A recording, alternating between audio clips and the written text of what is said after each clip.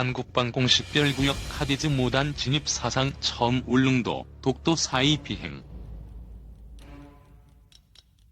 중국기 뜰 때마다 동해에선 한일 전투기 맞대응 출격, 공중에서의 긴장 고조. 안보 패권 과시와 한미일 전력 관찰, 신호정보 수집 등 다목적 노림수 분석. 중국 군용기의 한국방공 식별구역 KADIZ, 카디즈 무단 진입이 점입가경이다. 횟수는 갈수록 늘어나고 범위는 깊어지고 있다. 중국 Y구 정찰기는 지난 23일 카디즈와 일본 방공 식별구역 JADIZ, 자디즈를 넘나들었다. 이번에는 사상 처음으로 울릉도와 독도 사이를 지나가기까지 했다. 무단 진입 2년 만에 2.8배. 울릉도 일대까지 침범하는 중국 군용기의 장거리 비행은 2017년 말부터였다. 3에서 4년 전까지만 해도 중국 항공기의 무단 진입은 주로 이어도 인근 지역과 서해에 한정됐다. 그러나 이제는 대한해협을 거쳐 강릉 앞바다까지 접근해 한국을 직접 압박하는 장거리 무단 진입 비행으로 성격이 바뀌었다. 지난해 중국 군용기는 8차례 카디즈를 무단 진입했다. 모두 이번처럼 월말에 들어왔다. 가까운 날짜 순으로 보면 작년 12월 27일, 11월 26일, 10월 29일, 8월 29일, 7월 27일, 4월 28일, 2월 27일, 1월 29일 등이다.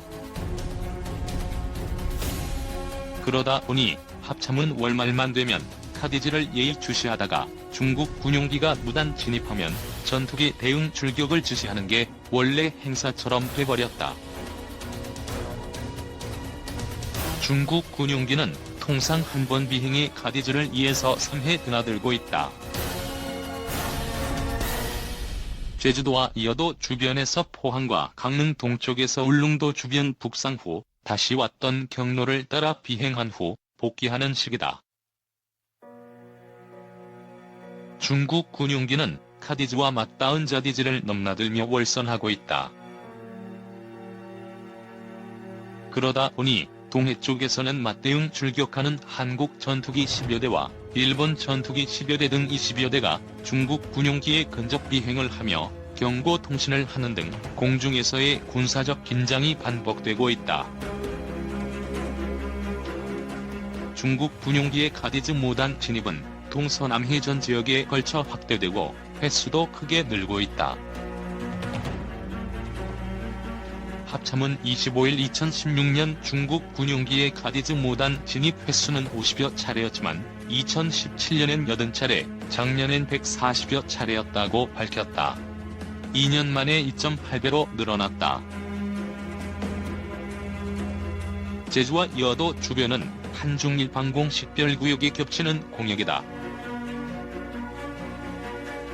이에 따라 중국 군용기가 이곳을 진입하더라도 한국 공군은 중앙방공통제소 MCRC와 중국 진안제남 군구방공센터 한라인 등을 통해 적절한 교신이 이루어지면 전투기에 대응 출격을 하지 않고 있다.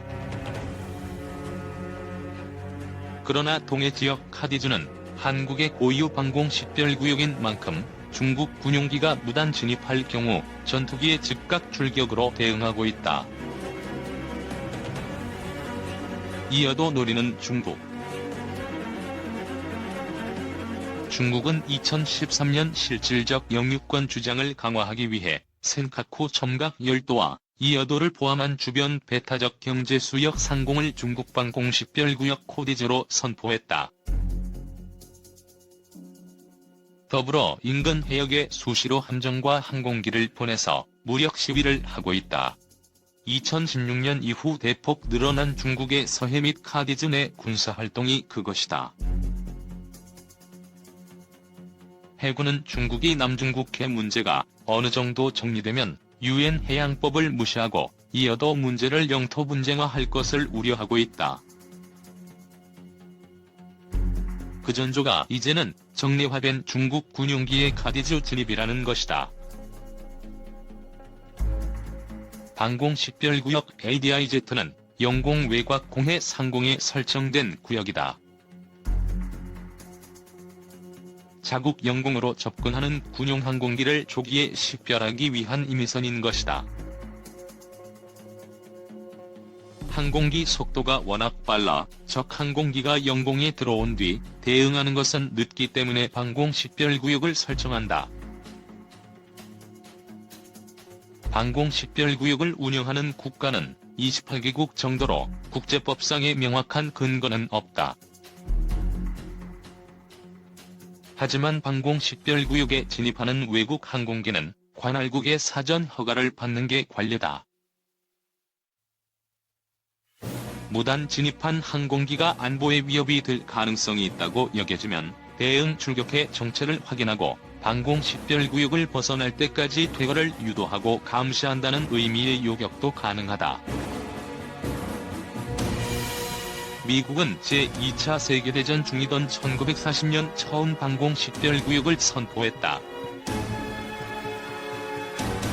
한국은 한국전쟁 기간이던 1951년 미 태평양 공군 사령부가 카디즈를 설정했다. 당시에는 중공군 항공작전 능력을 고려해 독도와 울릉도 일대, 마라도 남반까지만 포함했고 이어도는 제외했다. 러시아는 2017년 10여 차례, 2018년 10여 차례, 올해 한 차례 무단 진입했다.